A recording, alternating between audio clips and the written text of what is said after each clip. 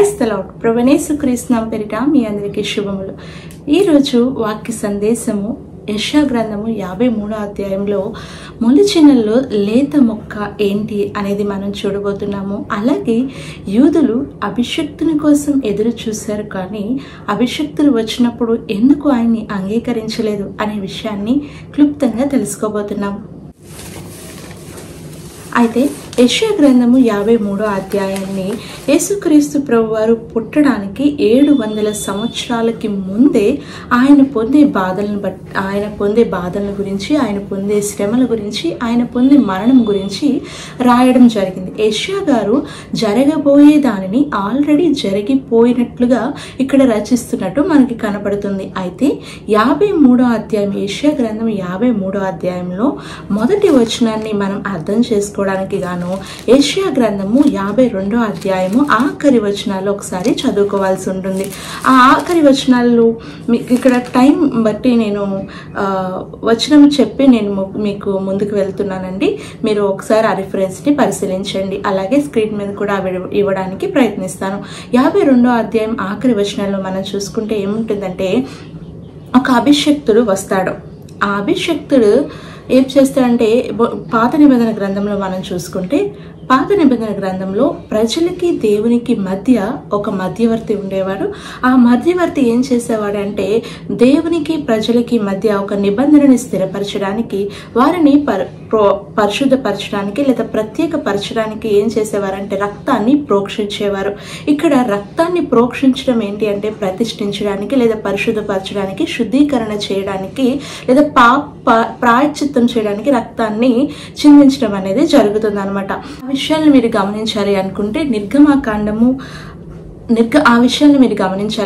నిర్గమాకాండము 24వ అధ్యాయం 7-8 వచనాలు మనం చదవచ్చు. అలాగే నిర్గమాకాండం 29వ అధ్యాయం మొత్తం మీరు చదవచ్చు, లేదా 21వ అధ్యాయం నిర్గమాకాండం మొత్తం అధ్యాయాన్ని మీరు ఒకసారి చదువుకుంటే ఇంకా క్లుప్తంగా అర్థమవుతుంది. ఇంకా సంఖ్యాకాండము 8వ అధ్యాయం కూడా స్పష్టంగా ఉంటుంది. లేవియకాండంలో కూడా 8వ అధ్యాయం 30వ వచనంలో కూడా ఈ విషయాన్ని గురించి మనకి క్లుప్తంగా అర్థమవుతుంది. ఈ అధ్యాయాలను మీరు ఒకసారి ధ్యానిస్తే రక్త ప్రోక్షణకి సంబంధించిన పూర్తి ఇన్ఫర్మేషన్ అనేది దాంట్లో క్లుప్తంగా రాయబడి ఉంటుంది అనమాట. అయితే యేసుక్రీస్తు ప్రభువారు మోషే అయితే ఆ రోజు ప్రజలకిను దేవునికి మధ్య మోషే ఉన్నాడు. వారిద్దరికి మధ్య మోషే ఉండి రక్తాన్ని ప్రోక్షించడం జరిగింది. అయితే ఇక్కడ యేసుక్రీస్తు ప్రభువారు మాత్రం ఆ యొక్క మోషే ఇజ్రాయేల్ జనము పక్షంలో మాత్రమే రక్తాన్ని ప్రోక్షించినట్లుగా మనం చూస్తాము. అది కూడా జంతువు యొక్క రక్తాన్ని ప్రోక్షించినట్లుగా మనం చూస్తాము. కానీ యేసుక్రీస్తు ప్రభువారు ఇజ్రాయేల్ జనాంగం కోసమే మాత్రమే కాకుండా భూమి మీద ఉన్న ప్రతి జాతి కొరకు, ప్రతి ఒక్క మనిషి కొరకు కూడా రక్తాన్ని చిందించడానికి ప్రాయశ్చిత్తార్థమైన బలిగా ఆయనే, దైవమే ఈ భూమి మీదకి వచ్చి దేవునికి మనకి మధ్య ఒడంబికని స్థిరపరచడానికి, సమాధానాన్ని స్థిరపరచడానికి, ఆయనే రక్తాన్ని చిందించడానికి స్వయంగా ప్రాయశ్చిత్తార్థ బలిగా వచ్చినట్లు ఇక్కడ మనం చూసుకుంటాము. చదువుకుందామండి. యెషయా గ్రంథం 53వ అధ్యాయం మొదటి వచనంలో ఏమని ఉంటుందంటే,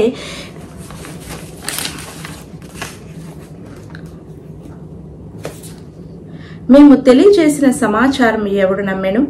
యెహోవా బాహువు ఎవరికి బయలుపరచబడెను? లేత మొక్క వలెను, ఎండిన భూమిలో మొలిచిన మొక్క వలెను అతడు ఆయన ఎదుట పెరిగెను. అతనికి స్వరూపమైనను సొగసైనను లేదు. మనం అతన్ని చూచి ఆపేక్షించినట్లుగా అతని అందు స్వరూపము లేదు.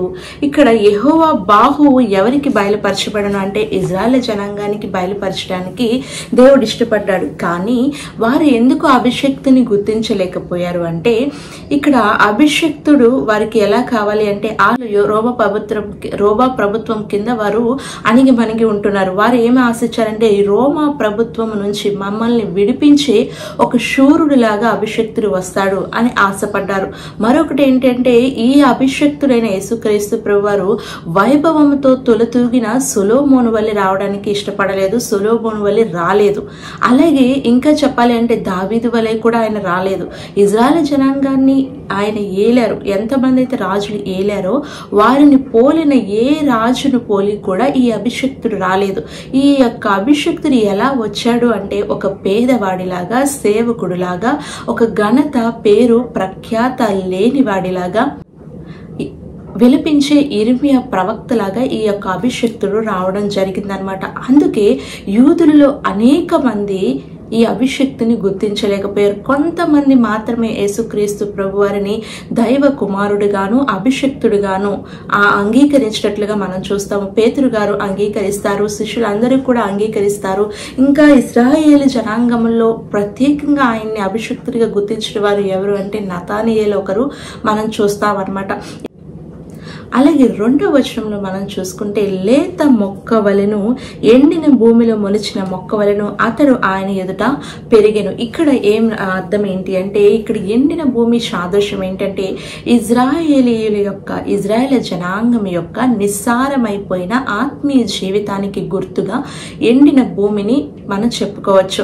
ఆ యొక్క స్థితిలో ఆ ఎండిన భూమిలో ఇజ్రాయేల్ యొక్క ఎండిపోయిన నిస్సారమైపోయిన ఆధ్యాత్మిక భూమిలో మొలిచిన లేత మొక్క యేసుక్రీస్తు ప్రభువారు. ఆయన మొలిచింది అంటే ఆయన పుట్టింది మొదలుకొని అంతం మట్టుకు కూడా దేవుని యొక్క ఇష్టానుసారముగాను దేవుని చిత్తానుసారముగాను తన బ్రతుకంతా జీవితం అంతా జీవించిన విధముని మనం ఇక్కడ చూడొచ్చు. అందుకే చెప్తున్నాడు, ఆయన ఎండిన భూమిలో మొలిచిన మొక్క వలెను ఆయన ఎదుట పెరిగను. ఎవరి ఎదుట పెరిగను అంటే తన తండ్రి అయిన దేవుని ఎదుట నిస్సారమైపోయిన ఆధ్యాత్మికంగా ఎండిపోయిన ఇజ్రాయేల్ జనాంగమైన ఎండిన భూమిలో మొలిచిన లేత మొక్క యేసుక్రీస్తు ప్రభువారు. ఆ మొలిచిన లేత మొక్క ఎలా పెరిగారు అంటే పుట్టింది మొదలుకొని అంతం వరకు కూడా ఆయనకి ఇష్టడుగా జీవితాంతము కొడుకు ఆయన ఎదుట పెరిగినట్లుగా మనం చూస్తామన్నమాట. అయితే ఈయన సొలొమోను లాగా రాలేదు, దావీదు లాగా రాలేదు, సూర్యుడు లాగా రాలేదు, పేరు ప్రఖ్యాతులు ఘనత వహించిన వారిగా రాలేదు. ఆయన పేదవాడిలా సేవకుడిగా వచ్చాడు. వారు యూదులు అందుకే ఆయన్ని చాలా వరకు అంగీకరించలేకపోయారు. కొంతమంది మాత్రమే వారు ప్రత్యక్షత కలిగిన వారు మాత్రమే యేసుక్రీస్తు ప్రభుని అభిషక్తుడిగా అంగీకరించినట్లు మనం చూస్తామన్నమాట. పేదవారు అనేది సామాన్యంగా ఎవరికి నచ్చరు. సామెతలో రాయబడి ఉంటుంది ఏంటి అంటే పేదవాడు తనకున్న స్నేహితులను కూడా కోల్పోతాడంట. ధనము గలవానికి స్నేహితులు అధికముగా అవుతారు, పేదవాడైతే తనకున్న స్నేహితులను కూడా కోల్పోయినట్లుగా మనం చూస్తాం. అలాగే శోకములో అంటే ఇర్మియా ప్రవక్త వల్లే పుట్టాడని చెప్తున్నాం కదా, ఏడ్చే వారింటికి కూడా ఎవరు వెళ్ళడానికి ఇష్టపడరు. ఒకవేళ మనకి ఫంక్షన్ వచ్చి లేదా ఏదైనా మనం ఒకే టైంలో నవ్వే వారి ఇంటికి ఏడ్చే వారి ఇంటికి వెళ్ళాల్సి వస్తే మనము ఆలోచనలో పడిపోతాం. కానీ బైబిల్ చెప్తుంది, నువ్వు సంతోషించు వారి ఇంటికి వెళ్ళడం కంటే దుఃఖించు వారి ఇంటికి వెళ్ళడమే మంచిదని బైబిల్ చెప్తుంది. ఇక్కడ యేసుక్రీస్తు ప్రభువారిని వారు అంగీకరించుకోవడానికి తృణీకరించడానికి గల ముఖ్య కారణం మరొకటి ఏంటంటే మొదటి నుంచి కూడా ఇజ్రాయేల్ జనాంగం అనేవారు తృణీకరించే బుద్ధి కలిగిన వారు. వారు అలాంటి స్వభావంలోనే ఉన్నవారు. ఎందుకంటే సమూయేలుతో తండ్రి అయిన దేవుడు చెప్తారు ఏంటంటే, నువ్వు బాధపడకు, వారిని ఏలకుండానట్లుగా తృణీకరించింది నిన్ను కాదు, వారిని ఏలకుండానట్లుగా వారు నన్నే తృణీకరించారని అని దేవుడు సమూయేలుతో చెప్పడం జరుగుతుంది అనమాట. ఆ విధంగా తండ్రి అయిన దేవుణ్ణి ఇజ్రాయేల్ జనాంగము తృణీకరించారు. ఆ తరువాత ఆయన పంపిన తన కుమారుణ్ణి కూడా వారు తృణీకరించిన వారిగా ఉన్నారు. దేవుడు మాత్రం వారిని తృణీకరించడం లేదు. వారి మీద ఇంకా ఎక్కువ ప్రేమను కలిగి ఉంటున్నారు. ఉదాహరణకి చెప్పాలంటే చెట్టుకు మంచు ఎలా అయితే ఉంటుందో అట్టి రీతిగా దేవుడు ఇజ్రాయేల్ జనాంగము పక్షమున ఉంటున్నాడు. మనం ఇప్పుడు వచ్చే వార్తల్లో దాన్ని గమనిస్తూనే ఉంటున్నాము. ఎన్ని ప్రళయాలు, ఎన్ని ప్రమాదాలు ఇజ్రాయేల్ దేశం మీదకి వచ్చి దండెత్తినా కూడా కోడి తన పిల్లలను రెక్కల కింద దాచిన రీతిగా దేవుడు ఇజ్రాయేల్ జనాంగాన్ని ఎంతగా కాపాడుతున్నాడో మనం చూస్తాము. అయితే మనల్ని కూడా దేవుడు కోడి తన రెక్కల చాటున పిల్లల్ని కాపాడినట్లుగా మనల్ని కాపాడాలి, సంరక్షించాలి, లేదా మనల్ని భద్రపరచాలి. కోడి రెక్కల కింద పిల్లల్ని ఎలా అయితే ట్రైనింగ్ ఇస్తుందో భద్రపరిచి కొంతకాలం, అలాగే మనల్ని చేయాలనుకున్నా కూడా మనము ఆయన రెక్కల చాటుకి వెళ్ళడానికి ఇష్టపడటం లేదు. బైబిల్ చెప్తుంది, సామెతలు చెప్తుంది, నీ స్వబుద్ధిని ఆధారం చేసుకుని నీ ప్రవర్తన అంతటి మీద నీ పూర్ణ హృదయంతో నీ దేవుడైన యెహోవా మీద ఆధారపడమని చెప్తుంది. కానీ మనము మాత్రం దేవుని దగ్గర నుంచి ఆశీర్వాదాలు, దీవెనలు అన్నీ కావాలని ఆశపడతాము. దేవుని దగ్గర నుంచి వచ్చి ఏ మేలు కూడా వదులుకోకూడదని ఆశపడతాం. కానీ ఆయన యొక్క రెక్కల చాటుకు వెళ్ళాలని, ఆయన మీద ఆధారపడి జీవించాలని, కానీ ఆయనకి లోబడి జీవించాలని మాత్రం ఇజ్రాయేల్ ఇజ్రాయెల్ జనాంగం వలె మనకు కూడా లేనట్టి పరిస్థితుల్లో మనం ఇప్పుడు ఉన్నామో లేదా అనేది మన ఆత్మీయ స్థితిని ఒకసారి పరిశీలించుకోవాలి. పాపుల మధ్య మొలిచిన పరిశుద్ధమైన లేత మొక్క యేసుక్రీస్తు ప్రభువారు. అనీతి మంతులము అక్రమకారులమైన మన మధ్య సత్పురుషుడిగా జన్మించిన లేత మొక్క యేసుక్రీస్తు ప్రభువారు. చీకటిలో జీవిస్తున్న మనకి లేదా చీకటి కమ్మిన ఈ లోకంలోనికి వెలుగుగా వచ్చిన లేత మొక్క యేసుక్రీస్తు ప్రభువారు. ఆ వెలుగు లోకంలోనికి వచ్చిన గాని వారు ఆ వెలుగుని అంగీకరించలేదంట. మరొక చోట ఉంటుంది ఏంటంటే, వారు చీకటిలో ఉన్నారు, వారి చీకటి క్రియలు చేస్తున్నారు కాబట్టి వారి క్రియలు బయలుపరచకుండా ఉండటం కోసం వారు వెలుగునొద్దకి రారు అని కూడా మరొక చోట రాయబడి ఉంటుందన్నమాట. ప్రేమ లేక నిస్సారమైపోయిన ఈ ఎండిన భూమిలో ప్రేమని పంచడానికి వచ్చిన ఏకైక దైవ స్వరూపం యేసుక్రీస్తు ప్రభువారు. ఒకరినొకరం గణపరుచుకోవడం తెలియని మనకి మాదిరి చూపించడానికి వచ్చిన దైవ స్వరూపం మొలిచిన లేత మొక్క యేసుక్రీస్తు ప్రభువారు. ఎలా అంటే ఫిలిప్పీలకు రాసిన పత్రిక 2వ అధ్యాయము 2-3 వచనాల్లో ఉంటుంది ఏంటంటే, ఒకరినొకరు గణపరుచుకున్నది అని ఉంటుంది. అయితే మనల్ని మనం గణపరుచుకోవడానికి ప్రయత్నిస్తుంటాం. అంటే ఒకరిని ఒకరు యోగ్యులుగా ఎంచుకోమని వాక్యం చెప్తుంటే, వారికన్నా నేనే యోగ్యురాలని మనం యోగ్యులుగా ఎంచుకునే స్థితిలో మనం ఉన్నాం. కానీ వాక్యం ఏం చెప్తుంది అంటే, దేవుడు ఏం చెప్తున్నాడంటే, నీకన్నా ఎదుటి వారిని యోగ్యులుగా ఎంచమని వాక్యం చెప్తుంది. ఆ విషయంలో మనకి మాదిరి చూపించడానికి దైవ స్వరూపమే ఇలాలోనికి వచ్చింది. ఉదాహరణకి చెప్పాలంటే, ఆయన శిష్యులను తనకంటే యోగ్యులుగా ఎంచి వారి పాదాలు కడిగినట్లుగా మనం చూస్తాము. దైవమే ఇలాలోనికి వచ్చి ఆయన మన కొరకు చనిపోవడం అనేది ఒక ఎత్తు అయితే, ఆయన తను తాను తగ్గించుకొని మనకి మాదిరి చూపించడానికి మనము ఎదుటి వారిని మనకన్నా యోగ్యులుగా ఎంచాలన్న ఉద్దేశాన్ని మనకి మాదిరిగా చూపించడానికి ఆయనే శిష్యులు పాదాలు కడిగినట్లుగా మనం చూస్తాం. తన నడుమన ఉన్న తువ్వాలు తీసుకొని తానే నీళ్లు తీసుకుని వచ్చి శిష్యుల యొక్క ప్రతి పాదం దగ్గరికి వెళ్ళి ఆయన మోకాళ్ళుని ప్రతి పాదం దగ్గరికి వెళ్ళి కూడా ఆయన చేతులతో పాదాలు కడిగి ఆయన యొక్క నడికట్టుతో వారి పాదాలు తుడిచినట్లుగా మనం చూస్తామన్నమాట. తగ్గింపు లేని మనకి మాదిరి చూపించడానికి ఎండిపోయిన ఈ భూమిలో తగ్గించుకోవడం ఎవరికి ఇష్టం ఉండదండి. ఒకరినొకరు ఎదుటి వారిని ఘనపరచడం, ఎదురువారి కంటే మనకంటే వారే యోగ్యులుగా ఉన్నారు అని ఒప్పుకోవడం చాలా కష్టం. అలాంటి మన యొక్క ఎండిన హృదయాలలో లేత మొక్క వలె మొలిచి ఆయన మాదిరి చూపించడానికి ఇష్టపడుతున్నారు. ఏమంటున్నారంటే, తగ్గింపు లేని మనకి తగ్గింపును చూపించడానికి మరణము పొందినంతగా తను తగ్గించుకుని యేసుక్రీస్తు ప్రభువారు మనకి మాదిరికరంగా ఉన్నారు. ఈ లేత మొక్క, ఈ ఎండిన భూమిలో మొలిచిన లేత మొక్క తగ్గించుకొని విధేయత చూపించి తండ్రి దగ్గర అంగీకరించబడకపోతే మన భూమి ఎప్పుడో నశించిపోయేది. ఎప్పుడో నోవాహుకి ముందు కాలంలో ఏ విధంగా అయితే నోవాహు కాలంలో ఎలా అయితే భూమి ఎంత కూడా కొట్టుకుపోయిందో, మొత్తం సమస్తము చెదిరిపోయిందో, ఆ విధంగా ఈ యొక్క భూమి ఆకాశం ఎప్పుడో నశించిపోయేది. రీతిగా మనము కూడా ఎప్పుడో గతించిపోయే వాళ్ళం చేత, అతిక్రమముల చేత, మన నీచ కార్యముల చేత ఎప్పుడో చచ్చిపోవలసిన మనము, ఎప్పుడో కొట్టుకుపోవలసిన మనము ఇంకా బ్రతికి ఉండడానికి గల కారణం ఈ ఎండిన భూమిలో మొలిచిన లేత మొక్క యేసుక్రీస్తు ప్రభువారే కదా. తాను తగ్గించుకుని విధేయత చూపించి తండ్రి దగ్గర అంగీకరించబడకపోతే ఈ మనతో పాటు ఈ భూమి కూడా ఎప్పుడో నశించిపోయేది.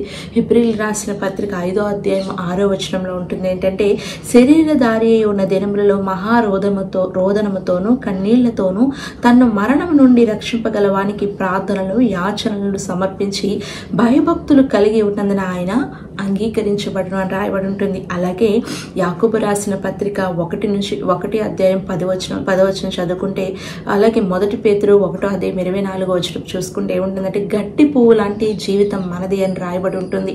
మనది ఎప్పుడు రాలిపోతామో తెలీదు. అలాంటి అల్పమైన జీవితం మనది.